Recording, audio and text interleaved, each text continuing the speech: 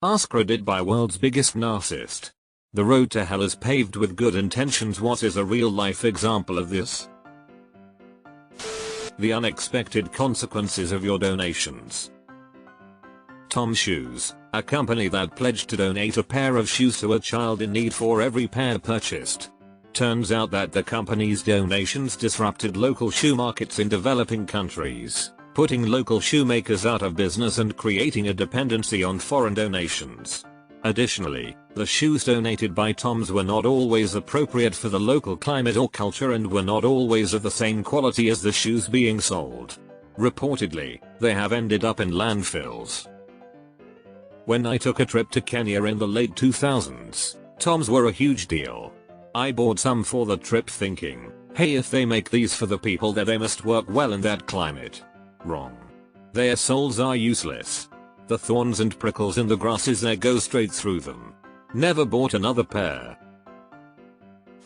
A man named Dr. Spark wrote a handbook for jewelry ring. It was widely circulated and well received. Many of our parents likely got their jewelry ring advice from this book.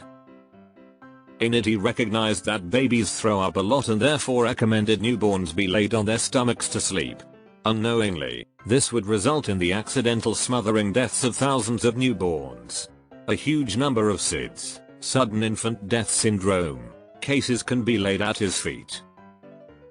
To this day the Back to Sleep campaign is still fighting to update parents on what we now know. Newborns should sleep on their backs until they can reliably roll over for themselves. My mom woke up in an absolute panic having no idea why. She ran to check on my brother who was a newborn at the time. He was face down drowning in his vomit. I feel so sorry for every parent who lost their child that way because my mom would have never recovered. Difficult to think of a better one than prohibition and the war on drugs. Both are well-meaning. Alcohol and drugs can and do destroy lives. But banning them causes massive problems with gangs and crime to facilitate the illegal provision of things that people ultimately want. Regulation is what's needed. The introduction of kudzu for erosion control. It has become invasive and girdles and kills plant life above ground without establishing proper roots, therefore causing soil erosion. So apparently kudzu is not the sole plant that does this. There are other invasive vines, also from Asia, that grow similarly but all get lumped together with kudzu. Also, I thought it was initially introduced for livestock foraging. Trying to rescue too many cats. I worked at a cat shelter for a few years. It always sucked whenever we got an intake from a hoarding situation. It was always at least a dozen cats who had a laundry list of health problems and were practically feral. Sheltering your kid from every possible problem. The whole stranger danger thing did a number on the American psyche. Never letting your kids out of the house unsupervised for fear of the unbelievably small chance of a random stranger kidnapping them has had far-reaching negative consequences for generations. The introduction of non-native species as a means of solving an environmental problem. Who are we resident here? It's been the bane of our existence. Invasive species goes all the way back to Polynesians. They brought pigs and chickens for food. They cause all sorts of problems now that they are wild. We also have mongoose. Rats were decimating the local bat population. So the government released mongoose to handle the problem. However, mongoose are diurnal and rats are nocturnal. So instead of going after the rats, they went after the birds. Cats. Brought as pets, now they are an ecological menace. They love eating the local birds. See a pattern? Edit. Rats eat bird eggs, not the birds themselves. It has the same impact to the population though. Zero tolerance in schools. Now the bullied kids are being punished. I agree that zero tolerance policies are stupid, but I have to say that, as a kid, it cleared up a lot of concerns for me about whether or not it would be worth it to fight back if someone started swinging at me. Once they implemented that zero tolerance, there was never a question of, can I stay out of trouble by not fighting back? As soon as a punch was thrown, whoever was on the receiving end had nothing to lose.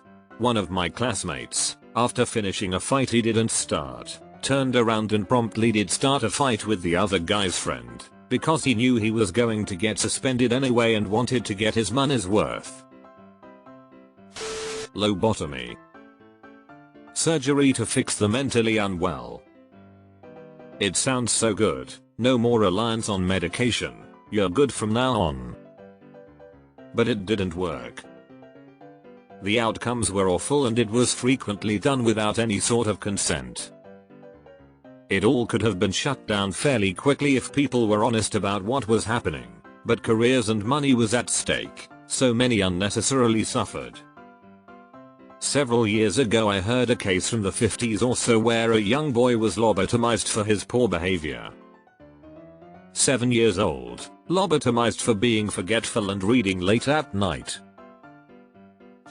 I feel like dynamite is a pretty great example. He literally just made it for mining and was so horrified by people using it on other people he made the Nobel Peace Prize. Add in that it was falsely reported that he died, so he got to read his own obituary, which made him see what his legacy would be. It was actually his brother who had died. That led him to leave 94% of his fortune to the Nobel Foundation, who financially administer the awards. Side note, it was interesting that all the awards are decided by Sweden, except the Peace Prize, which is awarded by Norway. Since the abysmal performance of American schools has been in the news recently, No Child Left Behind and its replacement Every Student Succeeds Act. America has never had really good public education, but it used to be serviceable. NCLB came in to try and create some milestones and accountability. Instead it made the problem worse. ECSS came in and tried to address its problems, but changed the stuff that wasn't the problem and left the bad parts unscathed. Taken altogether, 57% of high school graduates can't read at a 7th grade reading level and over a quarter are functionally illiterate. On a related note, the development and implementation of cueing theory and similar non-phonics-based reading education was very well intentioned but has turned out to be disastrous for actual reading comprehension. Unfortunately, it's still the prevalent model in many US school districts. The recent podcast's older story is a great distillation of the issue for anyone interested. Most moral panics.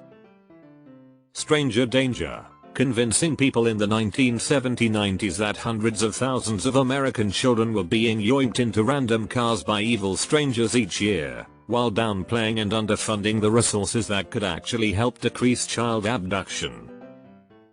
Child abductions not only never came anywhere near those huge numbers, but it was and still is nearly always a custodial issue or a very close family member.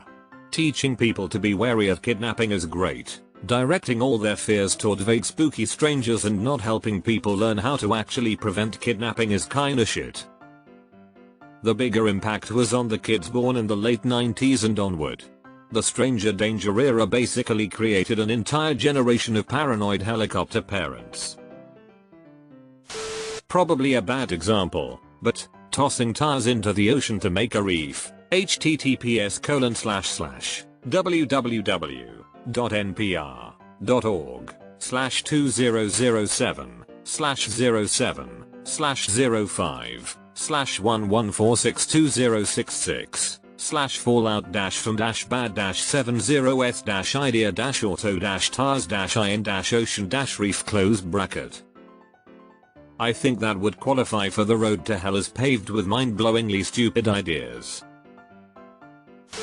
During one of China's extreme dry seasons, think of their Dust Bowl period, Mao ordered the killing of birds to prevent bird-eating seeds and so increase agricultural productivity. Instead, what happened is that birds that feeded on plants' pests were killed, making the situation even worse and resulting on the death of millions.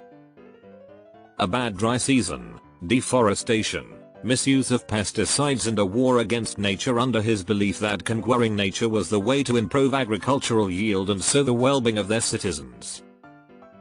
Stupid uninformed decisions, even if seemingly rational to laymen, resulting in one of the biggest human and ecological cost disasters. We still making such decisions from time to time, sometimes for profit on the belief that such will benefit all and sometimes for genuine good reasons. Federally backed student loans. Once money was guaranteed, colleges jacked up tuition and continue to do so, with no end in sight. Also, the US government made bankruptcy involving student loans impossible. No Child Left Behind. Most moronic project ever. Oh, this school has bad grades? Let's slash funding. Helping someone by enabling them in their self-destructive behaviors. Sometimes you help someone by denying them what they say they want. Balloon Fest of '86. They released 1.5 million balloons in Cleveland for a world record, and it literally impeded the Coast Guard in the rescue for two fishermen, Raymond Broderick and Bernard Saltzer, who died because they didn't get to them in time. It shut down the airport, highways, it caused traffic accidents. Bulldozers had to be used to clear the way. It was all for charity. People still find balloon remnants in the water. The Aramidasol comment section. I saved a baby from a burning building but had to break a window in the process. Eta? Keeping on trying to help someone so desperately that you lose sight of your own actions and end up hurting everyone around you by neglecting your own health and becoming overly defensive of that person, even insulting and attacking others for them. This can happen too fast when you fall in love with a bad person. Don't set yourself on fire because someone else is chilly. The DARE program. Best thing that came out of DARE was when a wasp got into the classroom and my 5th grade teacher grabbed the DARE binder and smashed the insect while loudly proclaiming, "How dare you." The beginning of any political journey, I suspect. The Wire did this really well with Carcetti. Young idealist who sees all the flaws with the system gradually devolve as he moves up the ladder. A lot of old programs centered around weight and eating disorders just led to kids being more conscious about being judged about their weight despite the intentions of wanting to prevent bullying or healthy weight. It did not even matter if it was anti-anorexia or wanting to decrease obesity. Also in my school they showed us pro-ana sites with like a beware message, and I also could not help thinking that this talk was the only reason I knew they existed. Currently the focus is more on eating healthy instead of weight. Still has some pitfalls, such as orthorexia. Yep, not weighing myself or counting calories is the healthiest way for me to eat. Had an eating disorder as a kid with some obsessive habits. I recall hearing that the person behind the like function of Facebook legitimately just saw it as a nice way for people to show others what they like, or a way to positively react on things. It turned out that it has a huge negative impact on social cognition, such as teenagers, especially girls, unfortunately, developing depression. Classifying smart kids with high-functioning autism as gifted and putting them in separate or older kid classes where they don't really learn to socialize while crushing their childhoods with academic responsibilities and telling them they're special. They probably thought they were gonna create a generation of rocket scientists, and I'm sure there are a few, but mostly it just resulted in people totally unprepared for adulthood with severe self-esteem issues. There is a series on YouTube, Great Moments and Unintended Consequences, which has many examples. Adobe Flash. To be honest, I loved making animations in Flash. That was real fun. Letting a friend stay on your couch until they get back on their feet. It usually results in the end of the friendship, and occasionally an eviction process involving police. I did this. Gave someone 3 years to get their act together. The whole time they just took advantage of the situation and never took a single step to better themselves. I'll poke a little at my fellow leftists here. Plastic bags. Back in the late 90s there was a huge push for people to stop using paper grocery bags because of the amount of trees being cut down for paper. Unfortunately, it turns out the logging industry can be pretty sustainable, though not entirely faultless, and plastic bags are unrecyclable and so thin that reuse is uncommon, instead contributing to massive amounts of plastic pollution in the environment. Another example is the protest against hunting white-tailed deer. Unfortunately, we killed their natural predators, and hunting is an effective way of keeping their population at sustainable levels. The solution to unsustainable forestry is sustainable forestry, not plastic. My parents thought that if they brought us kids to church every week, Wednesday, Friday, Saturday and all day Sunday, had us go to private religious schools, and made us volunteer for religious organizations, we'd stay out of trouble and be as zealous as they are.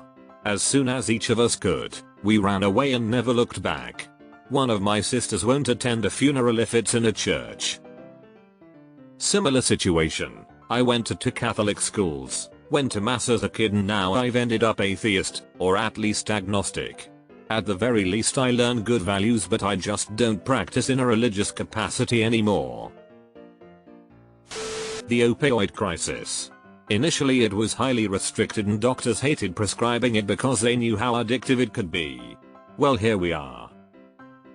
And now the pendulum has swung hard to chronic pain sufferers being denied all pain relief because we'll become addicts.